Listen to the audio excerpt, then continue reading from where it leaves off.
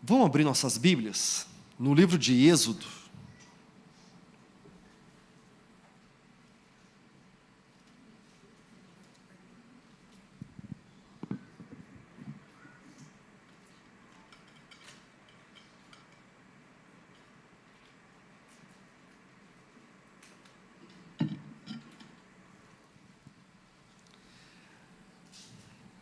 Eu quero ser sincero com vocês, o mais possível, o máximo possível. A palavra de hoje de manhã é uma palavra que eu sinto do Espírito de Deus para nós, como igreja, e eu sinto que é uma palavra do Espírito de Deus individualmente, para cada um, para cada família. Não é uma palavra popular, é uma palavra, na verdade, que diz respeito sobre o momento. Sabe aquele momento em que Deus derrama uma promessa e até o realizar da promessa? Sabe este momento? Deus traz uma promessa e de repente tem um interim entre Deus declarar a sua promessa e o realizar da promessa. Sabe quando Deus ele fala algo para você, te dá uma ideia maravilhosa? Ei, eu tenho uma empresa para você, eu tenho um sonho para você. O sonho de constituição de uma família, tem algo maravilhoso para Deus realizar na sua vida. E você fala, uau, você sai daquele lugar e você fala, isso vai acontecer aqui agora, é hoje. Mas é entre este momento e o de fato realizar a promessa. Neste processo nosso, neste gap de tempo, espaço, nós geralmente nos perdemos. Eu quero falar exatamente sobre este tempo. Para eu explicar um pouco melhor, eu lembro quando eu casei. Casei com a mulher mais linda do mundo, 8 anos namorando, e a gente preparando para o casamento. Começamos a namorar com 15 anos, casamos com 23. Nos casamos com 23, e aí eu lembro, toda sexta-feira à noite era date night. Era dia de a gente sair. Lembro que eu voltava do trabalho, ela voltava do trabalho a mim, e aí nós tomávamos banho, e de repente eu ficava lá esperando ela se arrumar para a gente sair. A expectativa da noite era maravilhosa, porque é uma noite romântica. É eu e minha esposa. A gente vai para o cinema, a gente vai para um restaurante, a gente vai para o shopping, a gente vai para o teatro, a gente vai para algum lugar, a gente vai curtir, mas é a nossa noite. E eu lembro a minha expectativa de qual é o vestido que ela vai usar, qual vai ser a roupa que ela vai estar, qual será o perfume, como que vai ser essa noite. Eu lembro a minha expectativa. Mas aí eu estava pronto, sentava lá no meu sofá e eu falava assim, amor, está na hora, amor. Ó, o cinema tem hora, ó, o teatro tem hora, ó, o restaurante tem horário de reserva, se tivesse reserva, né? No começo do casamento não tinha reserva, a gente só ia, na verdade, em lugares, e tinha muito para o Habib's, né? Que era um lugar que não precisava de reserva e entrava no orçamento nosso. E eu falava, amor, estou te esperando. E passava 1 minuto, nada, 2 minutos, nada. Eu falei assim, tudo bem, 5 minutos, 5 minutos, nada, 10 minutos, 20 minutos, 30 minutos, 40 minutos, 1 hora esperando. Quem que já esperou 1 hora sua esposa ficar se arrumando? 1 hora. Neste tempo, aquilo que está aqui dentro começa a emergir. Neste momento, toda aquela ideia inicial, que noite romântica, maravilhosa, vai ser muito bom, é exatamente neste momento de espera que o que estava mais dentro começa a emergir e de repente, por causa dessa ebulição de emoções, uma noite pode ser destruída. Eu quero falar exatamente sobre este momento. Deus muitas vezes causa atrasos em nossas vidas. Mas os atrasos são para que nós possamos ver o que está em nossos corações. O que Ele enxerga, que nós ainda não estamos enxergando, não estamos vendo. É exatamente sobre isso que eu quero falar. O título da mensagem é a importância do atraso. Vamos orar para que Deus fale conosco? Porque eu senti que a hora que eu falei de atraso, de repente a gente falou assim, não era isso que eu queria ouvir. Eu queria ouvir que tudo vai dar certo. Vamos orar? E depois a gente ora para Deus acelerar as coisas, tudo bem? Senhor, muito obrigado por esse tempo maravilhoso de estudar a Tua Palavra, de ir mais profundo na Tua Palavra.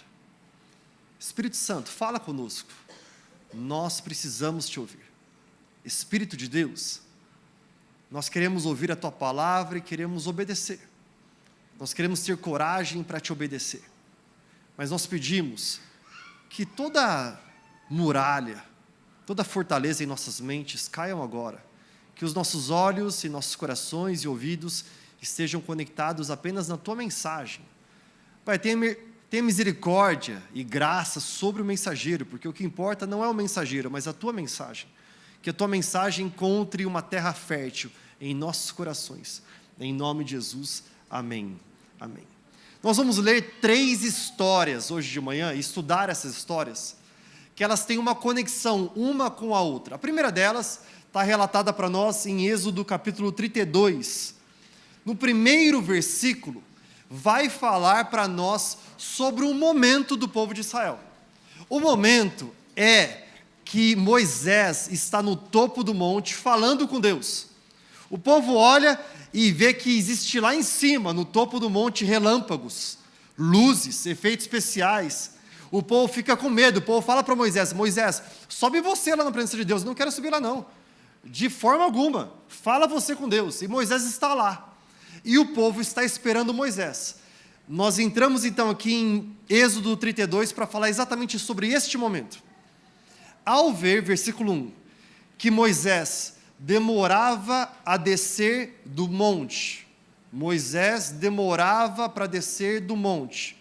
O povo juntou-se ao redor de Arão e lhe disse: Vem, Arão, faça para nós deuses que nos conduzam, porque esse Moisés, o homem que nos tirou do Egito, não sabemos o que aconteceu. Arão respondeu-lhes: Tirem os brincos de ouro das suas mulheres, dos seus filhos, das suas filhas, e tragam para mim. Todos tiraram os brincos de ouro que tinham nas orelhas, e os levaram a Arão. Ele os recebeu e os fundiu, transformando tudo em um ídolo, que modelou com uma ferramenta própria, dando-lhe a forma de um bezerro. Então disseram: Estes são os deuses, ó Israel, que tiraram vocês do Egito. Muito estúpido isso, fala sério. É muito tolo. É muito tolo.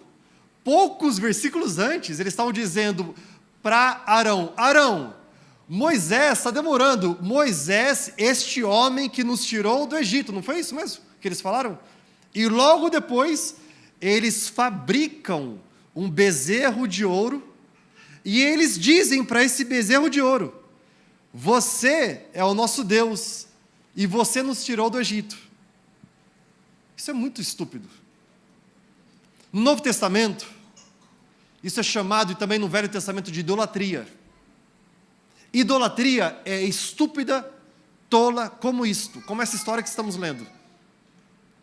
Idolatria também é chamada no Novo Testamento de ganância. A ganância, a sede de querer mais, é considerada no Novo Testamento idolatria. Para que a gente entenda biblicamente um pouco mais esses contextos, a palavra de Deus fala para nós, e muitas vezes na mesma frase você vai encontrar as duas palavras, idolatria e adultério ou fornicação, na mesma frase. Por que isso? Porque adultério é para a carne, aquilo que idolatria é para o espírito. É tolice um homem casado e deitar-se com uma outra mulher, porque tudo aquilo que ele conquistou com a sua esposa e a sua família, ele está prestes a perder. É tolice. Adultério é para a carne, aquilo que idolatria é para o espírito. No nosso espírito, tendo Deus como nosso Senhor, como nosso Salvador, quando temos algum outro Deus, que seja as minhas dúvidas, talvez este Deus, talvez os medos, talvez os enganos, talvez a opinião dos outros. Quando este valor é quebrado no materialismo, gera então uma ruptura moral. No versículo 5, diz assim: Vendo isso, Arão edificou um altar diante do bezerro e anunciou: amanhã haverá uma festa dedicada ao Senhor. Também não entendi por que disso. Como assim? Arão acaba de fazer um bezerro de ouro e depois fala que amanhã, eu acho que ele estava em arrependimento, queria na verdade trazer o povo para adorar a Deus, mas o que acontece é que Deus ele não ouve, ele não recebe essa adoração, porque Deus não recebe adoração diante de um lugar de idolatria. Não há como você ter no mesmo ambiente um bezerro de ouro formado por nós, homens, e ter a presença do Deus Todo-Poderoso. Versículo 7. Então o Senhor disse a Moisés: desça, porque o seu povo, que você tirou do Egito, se corrompeu. Essa história aqui é fantástica. Eu amo essa história nas Escrituras. Porque Deus está falando com Moisés lá no topo do monte. O povo está chegando para Arão e está falando assim: viu, nós estamos cansados, Moisés está demorando demais. Então faz o seguinte, Arão pede os brincos de ouro, produz esse bezerro de ouro, fala para eles: ei, este é o ídolo, o Deus que tirou vocês do Egito. E Deus está com Moisés lá no topo do monte, vendo tudo o que está acontecendo aqui embaixo, e fala para Moisés: ei, o seu povo obstinado, o seu povo que é tolo, o seu povo que você tirou ele do Egito.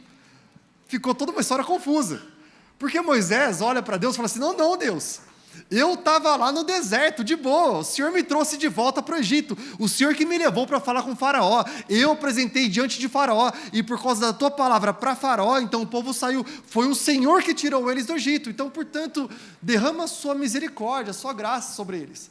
E aí Deus ouve Moisés, e o que acontece no versículo 14, diz que o Senhor conteve de trazer o mal sobre eles, porque Deus queria fulminar o povo, e queria iniciar um novo povo, um grande povo, apenas por meio de Moisés.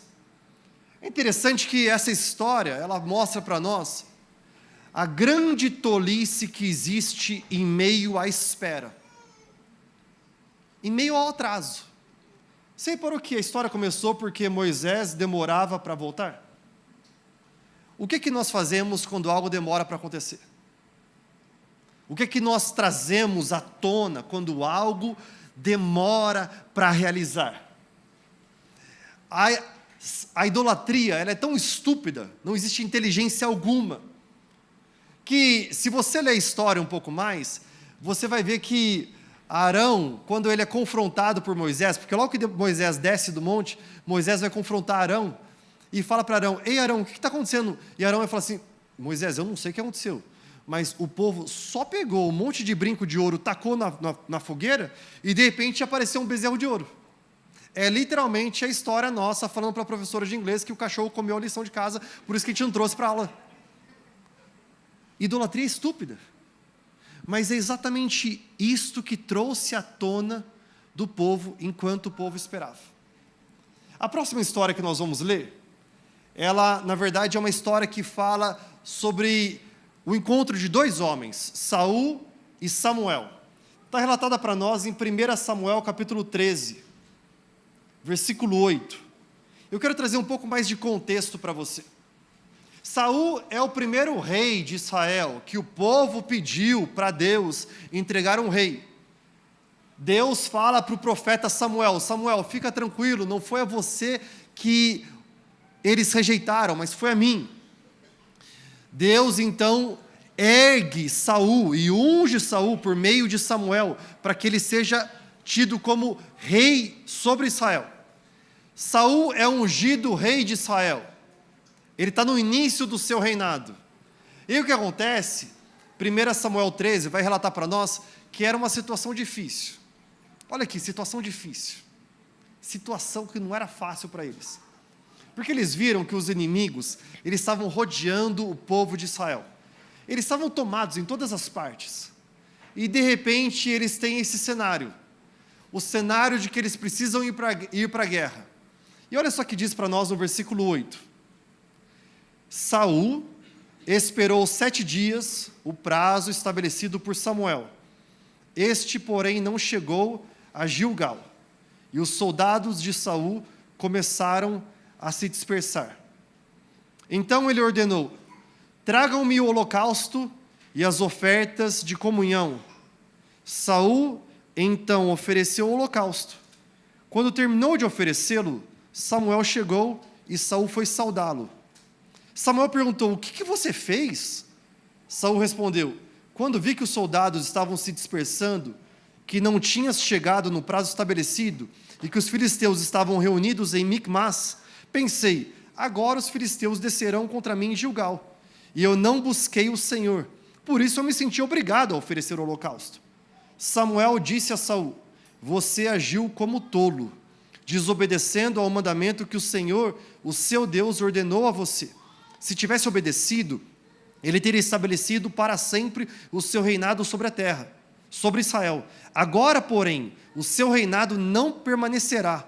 O Senhor procurou um homem segundo o coração dele e o designou líder do seu povo, pois você não obedeceu ao mandamento do Senhor. Saul começa o seu reinado e ele perde o seu reinado, exatamente aqui, neste momento. Ele tinha acabado de começar, tinha acabado de ser ungido como rei. De repente, ele está nessa situação. O exército inimigo está à minha volta. Eu preciso fazer alguma coisa. Os homens estão me pressionando. Eu estou sentindo que é momento de fazer algo. Espera aí, o profeta Samuel não chegou logo para poder oferecer o holocausto, para adorar a Deus antes da guerra. Como ele não chega, o inimigo está à volta, o povo está me pressionando, vou fazer o seguinte: eu mesmo vou oferecer o holocausto. E a palavra de Samuel, quando chega e confronta ele, relata para nós exatamente onde estava o coração de Saul. É importante que a gente entenda aqui, só para que você entenda um pouco mais profundamente, era totalmente ilegal para Saul, um rei que não era profeta nem sacerdote, oferecer esse sacrifício. Era ilegal para ele. Mas por que ele fez isso? Tem 3 razões. A primeira delas, Saul fez isso porque o povo estava dispersando.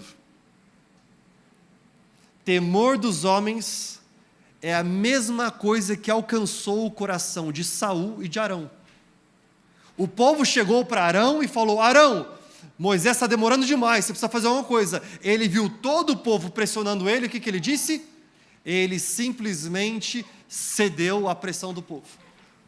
No momento da espera, do atraso, no momento entre o falar da promessa e o cumprimento da promessa, muitas coisas vão acontecer, mas uma delas é que nós seremos pressionados. E a pergunta para mim, para você, para nós nessa manhã: onde está o nosso temor?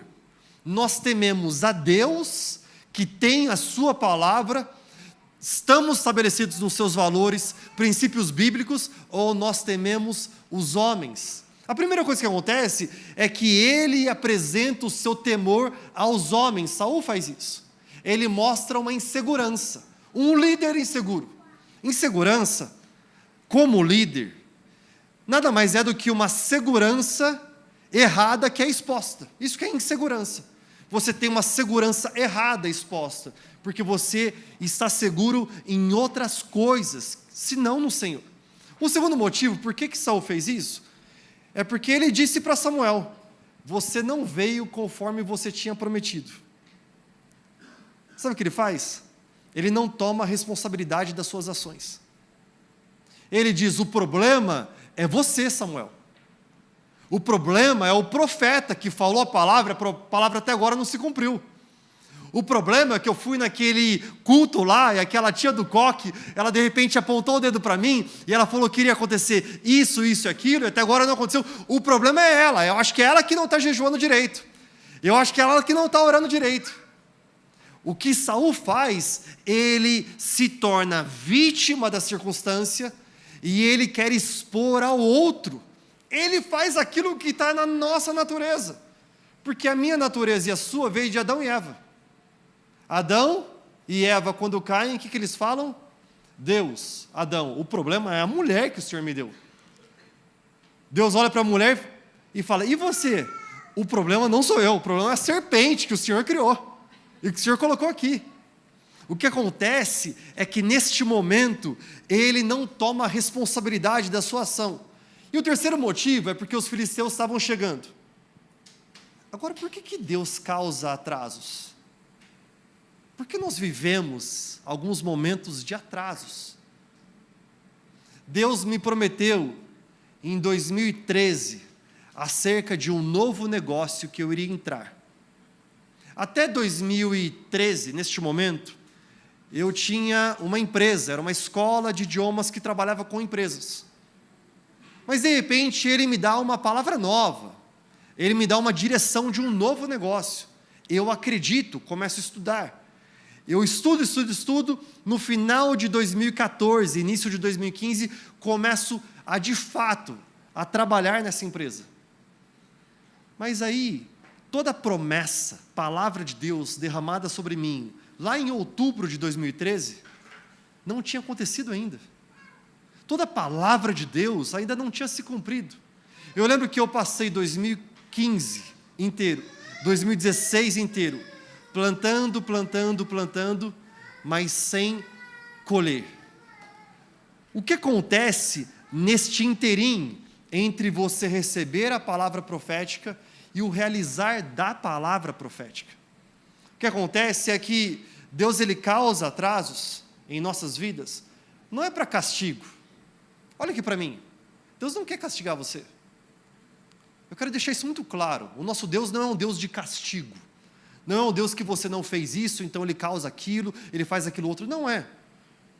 Coisas em nós, quando estamos no tempo de atraso, sobem à superfície que não sabíamos que estavam em nós. E de repente nós precisamos lidar com elas. A impaciência de um marido esperando a esposa, uma impaciência imatura, um senso de eu preciso que tudo aconteça conforme o meu controle, da forma que eu quero, eu preciso que ela saia vestindo aquilo que eu gostaria que ela vestisse, da forma que é. Essa imaturidade sobe à tona. E a pergunta que o Espírito Santo fez para mim claramente nessas últimas semanas, nesta palavra: o que é que você faz quando a impureza sobe à tona? O que nós fazemos quando nos atrasos nós temos esses defeitos nossos sendo apresentados? A gente pode fazer como o Saul. O problema, Deus, é os homens. O problema é que os homens, eles estão aqui me pressionando, então eu cedi. Eu menti por causa da pressão dos homens. Eu fui desesperado demais, eu decidi fazer conforme a minha vontade por causa da pressão dos homens. Eu cedi aquilo que eles falam para mim, eu comecei a romper valores, princípios na minha vida por causa dos homens. Ou talvez a gente até se volta para a casa de Deus e a gente quer falar assim, mas o problema é dele, o problema é dela. O problema é aquela palavra lá que não era verdade. O problema é aquela pessoa que profetizou e não aconteceu. E nós sempre transferimos, primeiramente, pressão dos homens e depois transferimos a responsabilidade para os outros. O problema da vida do próximo. Ou até mesmo de sermos aniquilados, como foi aqui no caso dos filisteus pressionando Saul. Mas é interessante que a palavra nos remete algumas vezes a sermos como tesouro nas mãos de Deus, como ouro, o puro ouro. Não sei se você sabe, mas o ouro, ele, para ser puro, ele é exposto ao fogo.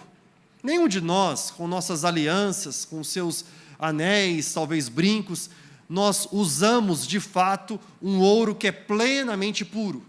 Porque o ouro que é plenamente puro, ele é líquido.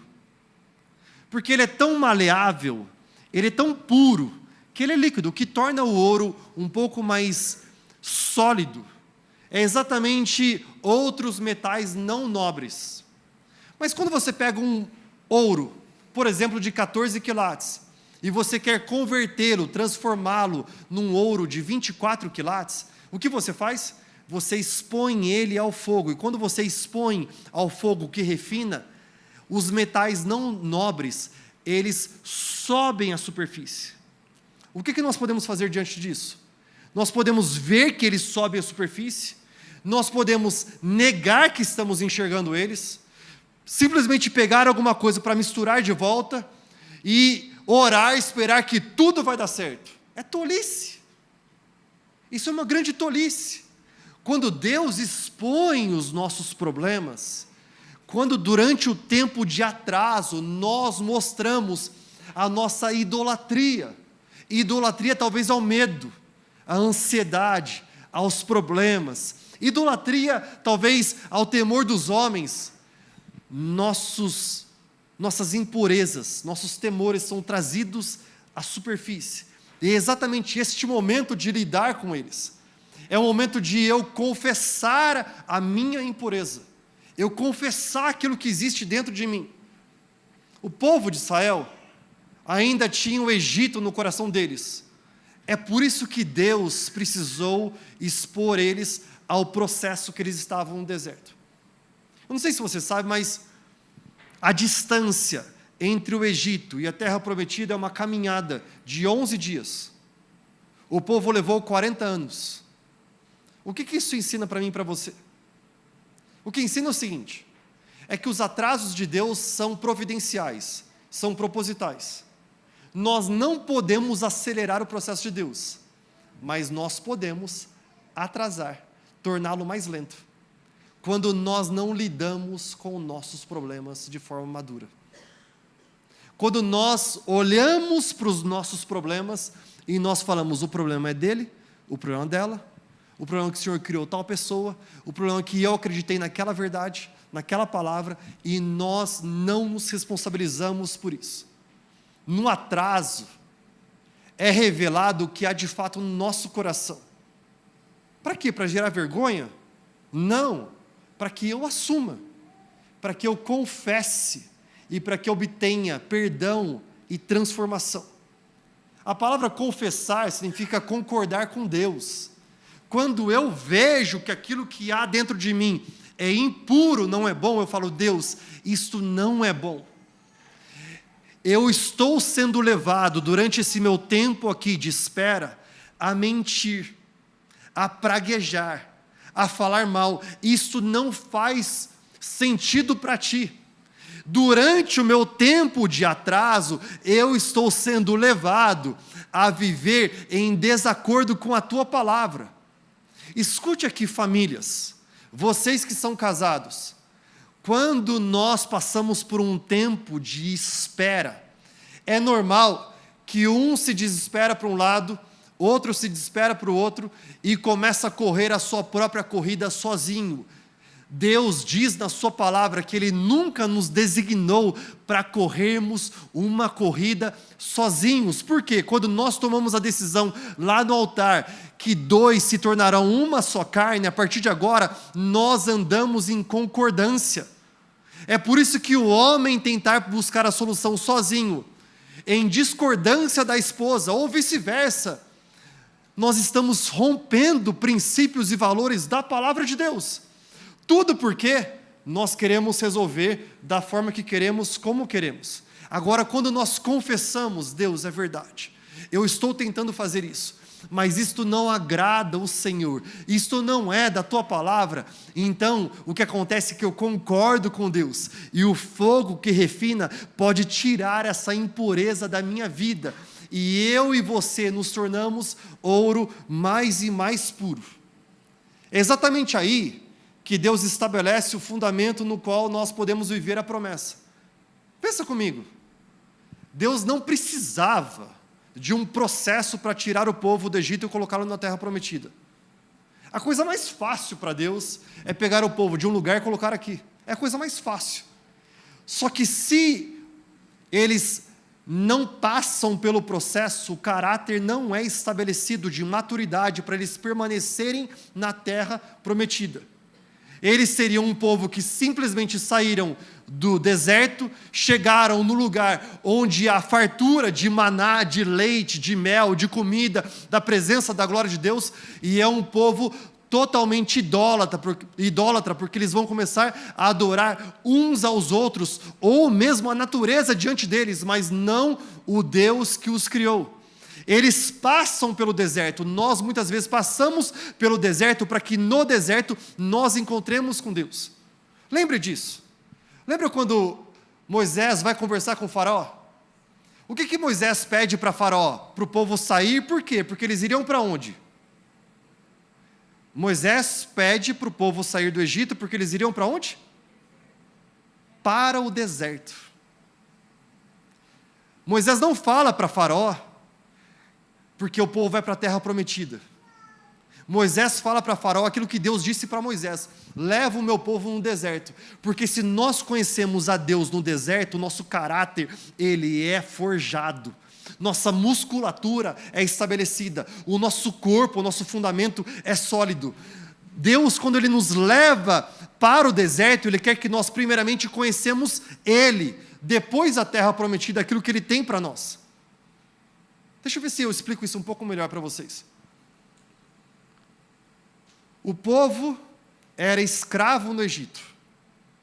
O povo trabalhava para os egípcios, para que eles possam enriquecer. Essa era a realidade. O povo não sabia o que era vida boa. 40 anos. O que o povo mais fala durante o tempo no deserto? Quem dera eu voltasse para o Egito. Para aquela vida de escravidão, murmúria, aquela vida de cebolas e alhos. Tem um momento que eles reclamam, que eles falam assim: eu tenho saudade dos alhos e das cebolas do Egito. Agora Moisés está no mesmo pelotão com o povo caminhando no deserto. Qual é a origem de Moisés? Moisés cresceu no palácio. Moisés cresceu comendo do bom e do melhor. Ele, de fato, dormia em algodão egípcio. Os lençóis de algodão egípcio são maravilhosos. Ele sabia o que era uma vida muito boa.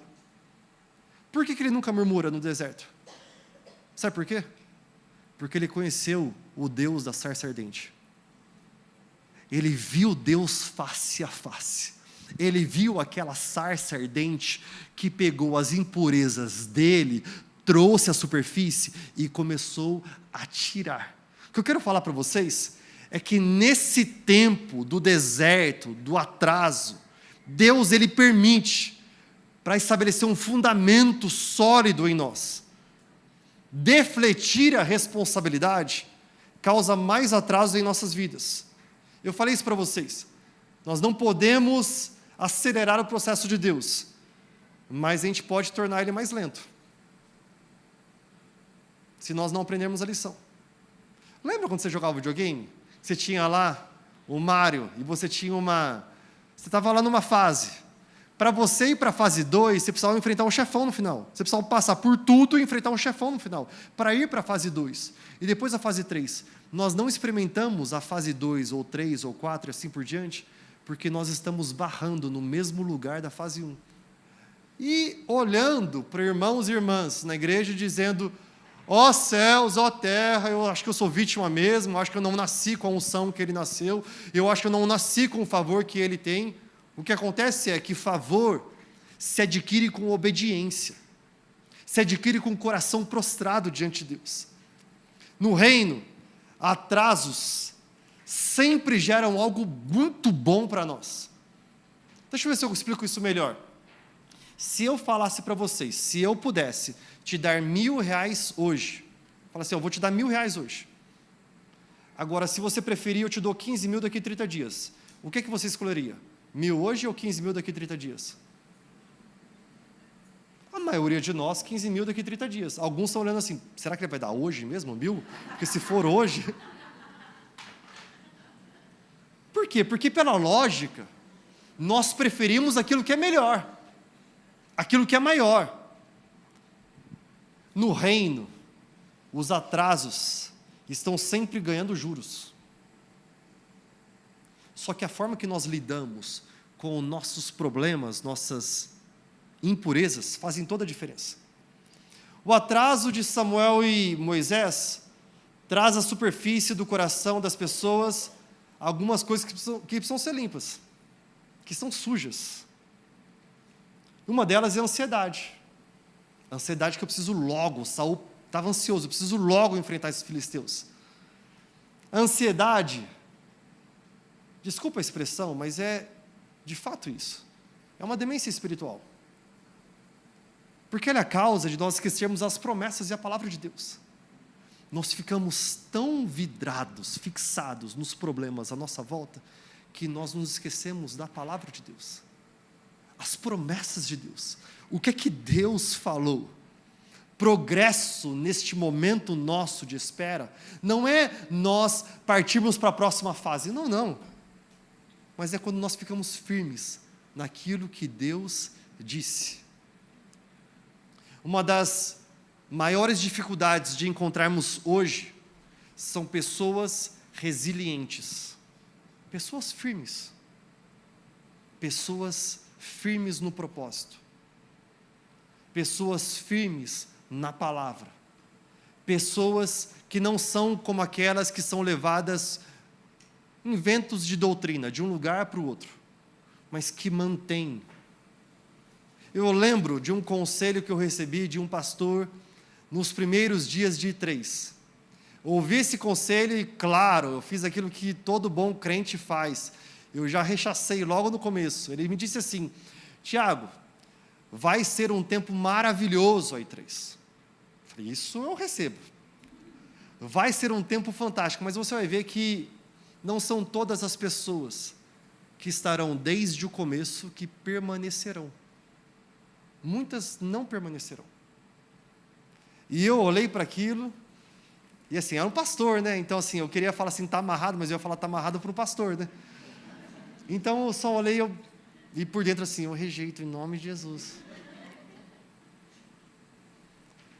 Pessoas firmes, progresso é quando nós permanecemos firmes naquilo que Deus disse. O que é que Deus disse com relação ao seu casamento? O que é que Deus disse com relação ao seu trabalho? O que é que Deus disse com relação ao seu filho, que você tem orado já faz um bom tempo para ele voltar aos altares do Senhor? O que é que Deus disse à sua vida? E você permanecer firme nisso. O que acontece, que vemos na palavra, que em diversos momentos tem provações do Senhor. É o teste do Senhor. Ele quer que a sua glória descanse sobre o seu povo. Ele passa o seu povo num lugar de provação. Mas o peso da glória de Deus, isso é fantástico, sobre um fundamento quebrado, aumenta ainda mais a sua quebra. Quando nós temos o peso da glória de Deus sobre um povo que ainda não tem o seu caráter sólido, formado, princípios sólidos, aumenta ainda mais a sua quebra. Eu não estou falando de uma boa quebra, estou falando da quebra de fragilidade.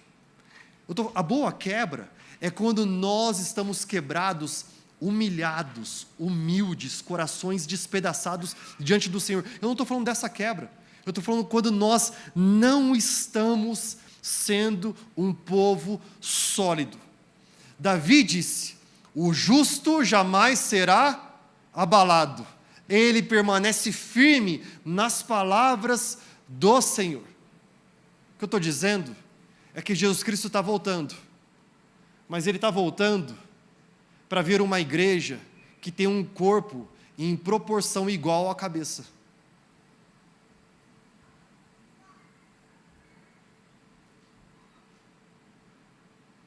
Jesus é o cabeça, e Ele é grande, e Ele é poderoso. Mas Ele quer um corpo, uma igreja, que é em igual proporção. São pernas sólidas, tronco bem estabelecido, mãos, braços que alcançam, sólidos. Nós vemos aqui duas histórias que apresentam para nós aquilo que é feio em nós. Porque enquanto eu li a história de Saul, enquanto eu li a história do povo de Israel, eu podia ver nós mesmos. Porque nesse momento que a gente fala, mas você não veio conforme você tinha combinado. Porque nesse momento que nós falamos, o profeta disse, mas ainda não aconteceu. Deus vê em mim algo que eu ainda não vejo, para que aquilo que eu ainda não vejo possa vir à tona e ser transformado. Na sua bondade, é na bondade de Deus que Ele expõe o que precisa ser transformado. E aí eu vejo, eu confesso, eu concordo, e eu posso ser perdoado e transformado. A terceira história que eu quero compartilhar com vocês é de um homem que eu admiro muito, Davi, o rei Davi. Davi, para que você entenda um pouco melhor, ele foi ungido rei, ainda muito jovem. E ele espera 13 anos para se tornar rei de fato. Davi, que ouviu todo mundo dizendo logo depois que ele matou Golias. Saul matou milhares, mas Davi dezenas de milhares. De repente, o coração de Saul ficou cheio de ciúmes para com Davi e começa a persegui-lo. Ele começa a ser perseguido por um cara louco, endemoniado, um cara que está desesperado em matar ele. Saul quer matar ele durante anos e anos e anos. É exatamente neste momento que o coração de Davi é forjado, no momento da espera. São 13 anos esperando. Eu disse para vocês sobre a nossa empresa, nós esperamos 2 anos para ver o cumprimento da promessa começar a se realizar. 2 anos, faturando R$0. 2 anos, sem nada dar certo. Agora a minha história não é nada comparada à história de Davi, que espera 13 anos. É exatamente nesses momentos que eu acho que Davi se sentiria qualquer coisa, menos como rei.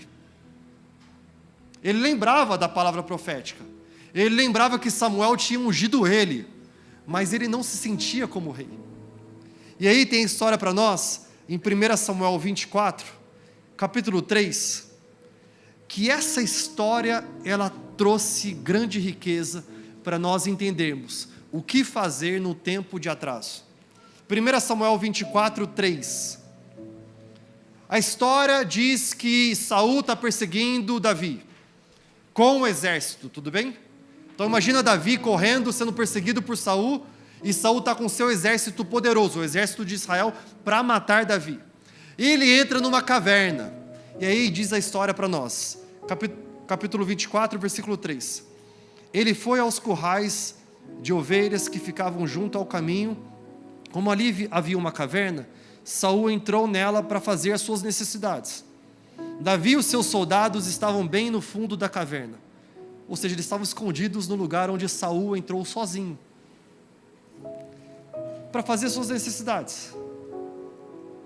Estes, os soldados de Davi, lhe disseram: este é o dia sobre o qual o Senhor falou para você. Entregarei nas suas mãos o seu inimigo, para que você faça com ele o que quiser. Eu já posso ver uma unção profética emergindo aqui, por meio dos soldados profetas de Davi. Então Davi foi com muito cuidado e cortou uma ponta do manto de Saul, sem que este percebesse. Nota que Davi ouve a palavra do temor dos homens à sua volta. Ei, chegou o seu momento, vai lá, é a sua hora. Este é o momento que Deus deu para você. Faça do jeito que você quiser. Vamos lá, vai. Esse é o momento, Deus deu nas suas mãos. Você pode aniquilar ele e a partir do momento seguinte você é entronizado o rei de Israel. Davi, ele ouve, ele pega a sua espada, ele vai, ele corta uma parte do manto.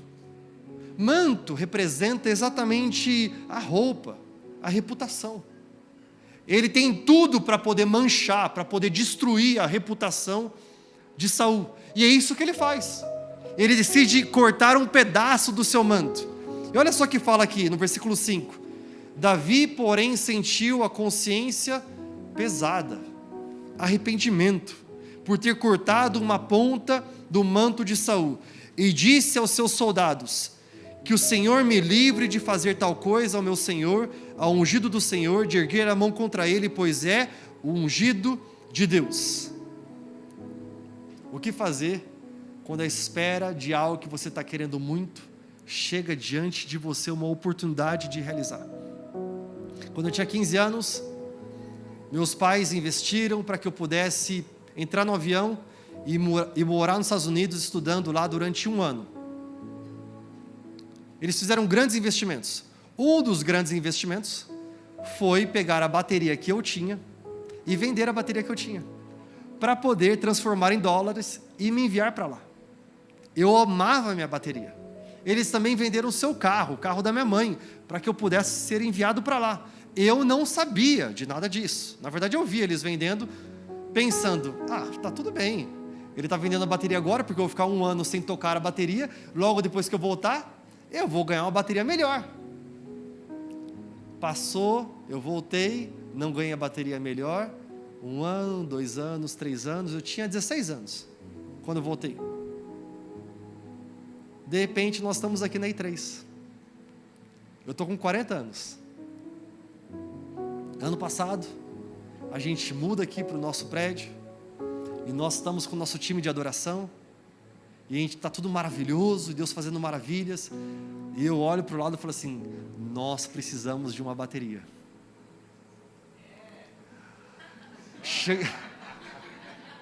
Cheguei para o financeiro da igreja, ei, vamos comprar uma bateria? Não é prioridade agora. A gente tem várias outras contas. A bateria não é prioridade agora. Aí eu olhei, eu falei assim, tá bom, a igreja não dá para comprar. Mas eu acho que aquele sonho meu de criança, eu posso realizar agora. Aquele meu sonho de ter a bateria com 16 anos, eu posso realizar agora. E não é isso que a gente faz? O que é que você faz quando você tem a oportunidade de realizar o sonho na sua própria mão? Muitas vezes a gente faz isso. Eu utilizo o meu cartão de crédito. Eu utilizo os meus meios.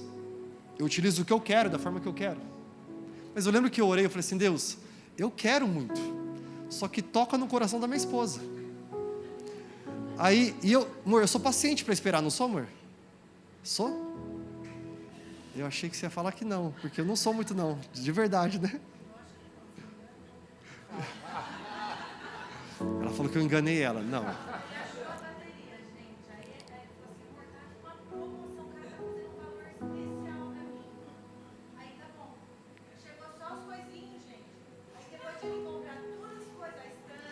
Falei, amor, tem uma bateria maravilhosa, mas era somente os tambores, faltava todo o restante. O que a gente faz? A bateria virou 10 baterias, de verdade. O investimento não foi baixo, foi alto. O que nós fazemos quando nós temos a oportunidade de realizar a promessa diante de nós? Davi faz aquilo que eu fiz. Eu posso fazer com as minhas próprias mãos. Ele corta, ele quer manchar parte da reputação.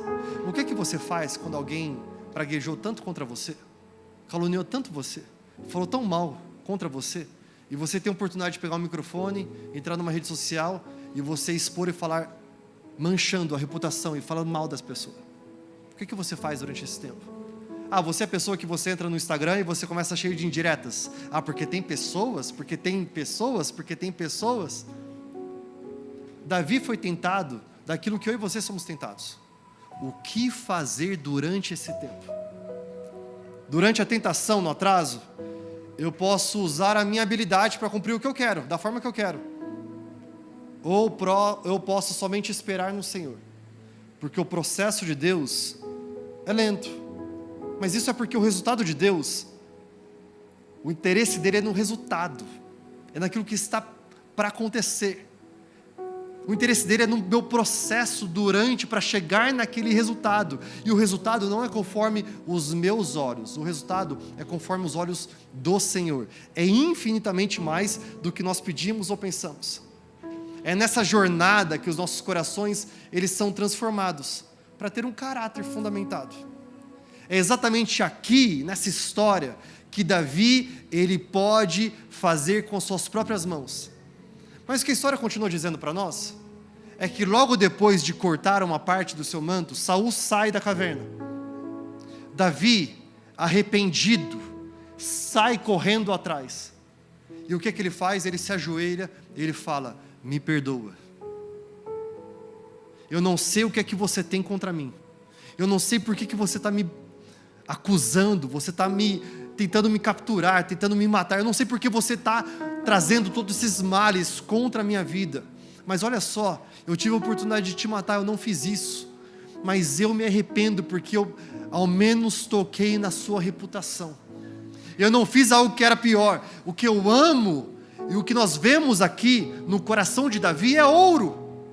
Porque existe uma confissão de que sim, eu queria fazer com as minhas próprias mãos, mas a hora que eu estava prestes a executar, eu continuo elevando os meus olhos para o monte, sabendo que de lá vem o meu socorro. Eu continuo olhando para o Senhor dos Exércitos, sabendo que Ele tem o melhor para mim, que eu não quero eu gerenciar o processo com as minhas próprias mãos, mas eu quero descansar naquilo que Ele tem para mim.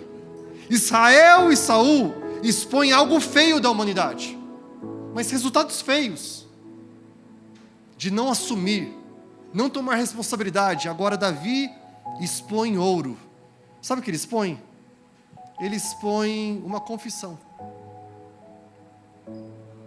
Ele expõe exatamente uma confissão. E hoje eu queria confessar algo para vocês.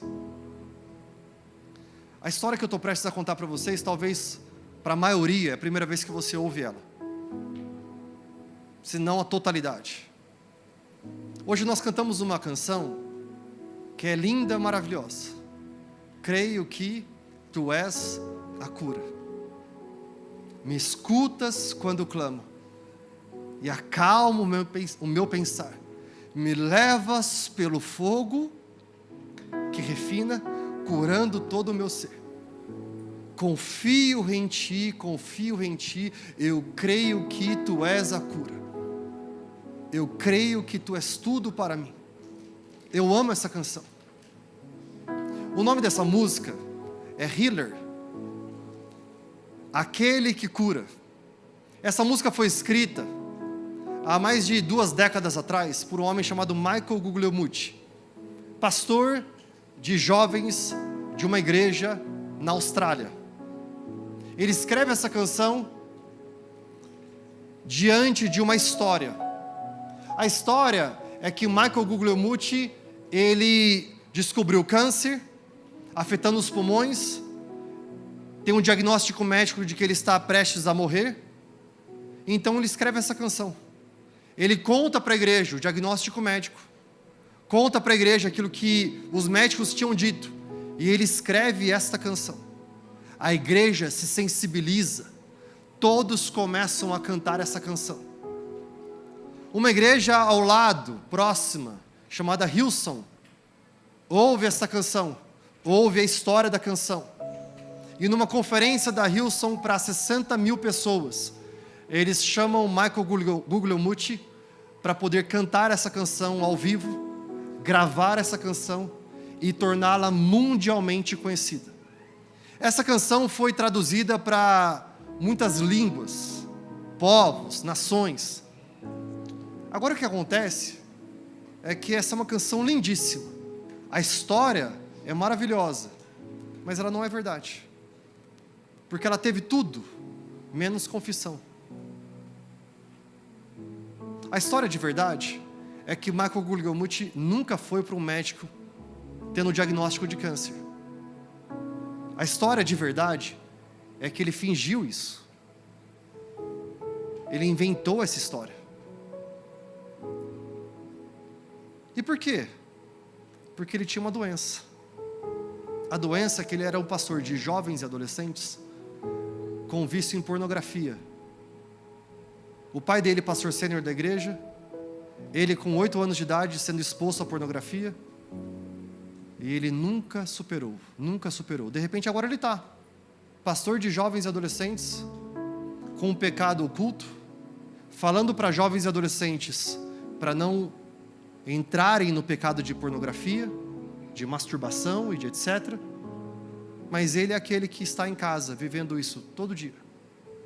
Um dia, quando ele está lá no fundo do poço, ele se desespera, e ele começa a pedir para Deus: me escutas quando clamo, e acalma o meu pensar, me levas pelo fogo, curando todo o meu ser. Eu creio que Tu és a cura, não somente física, mas a minha alma, mas a minha mente. Eu não posso confessar para ninguém o que está acontecendo. Tolice de Michael. Michael poderia ter feito aquilo que Davi fez.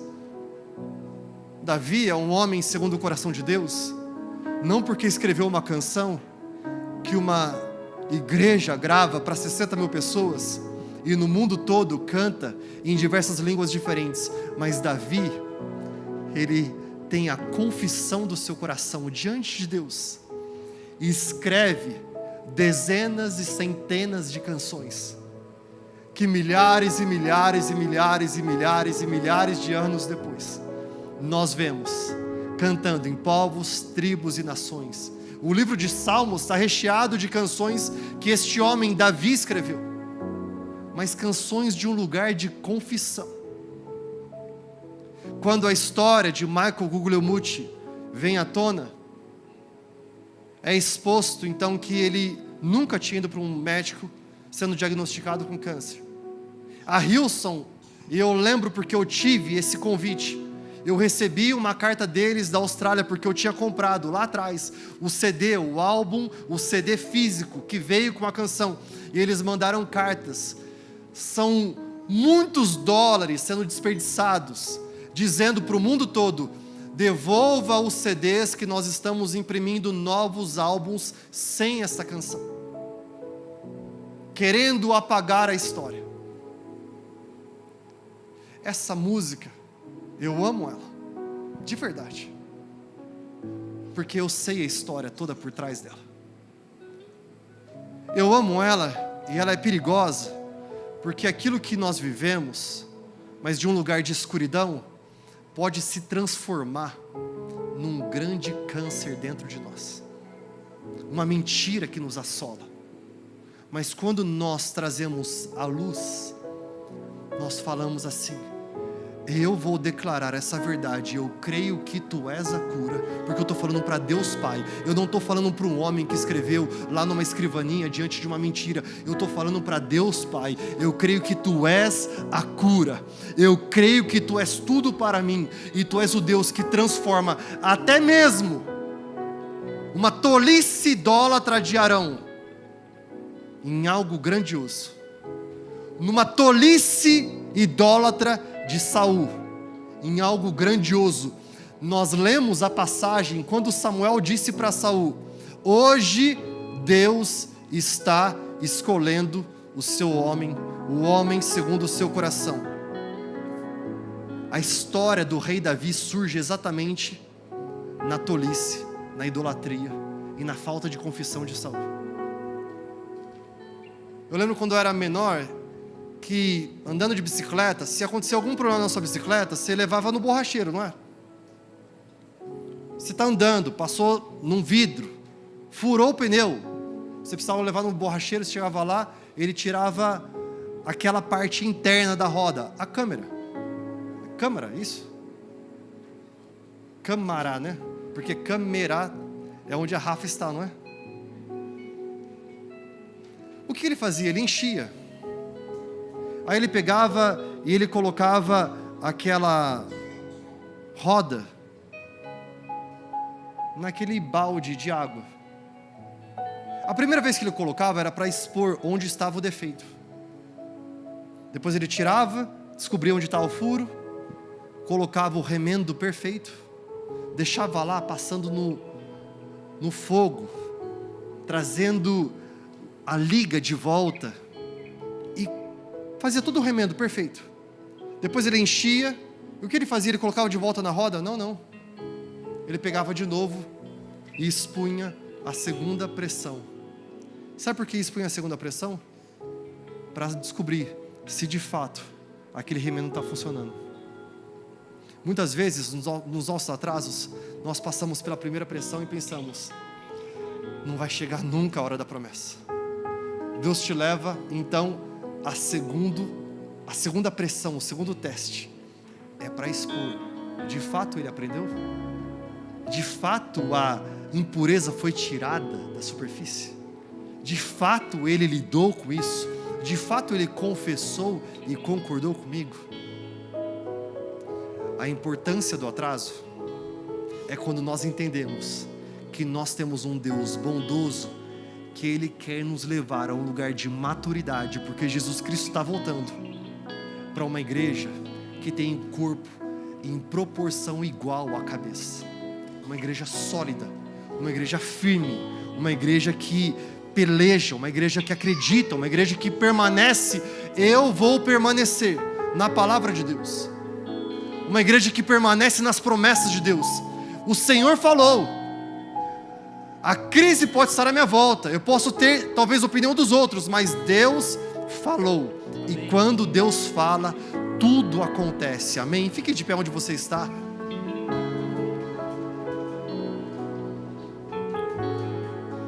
Eu queria orar antes de nós termos a Santa Ceia.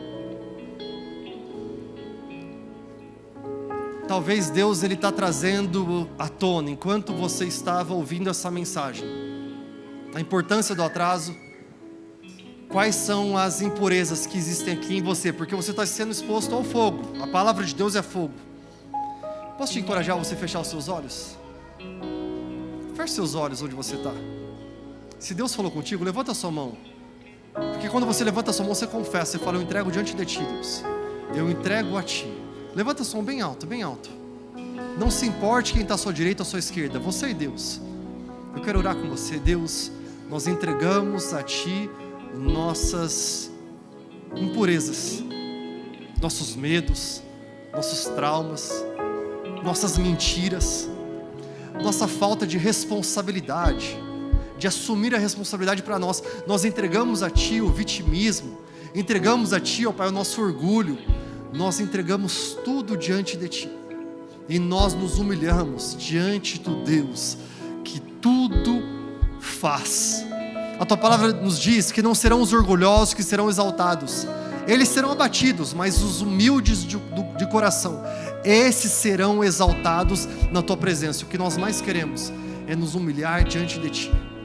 Em nome de Jesus, faça aquilo que só o Senhor pode fazer.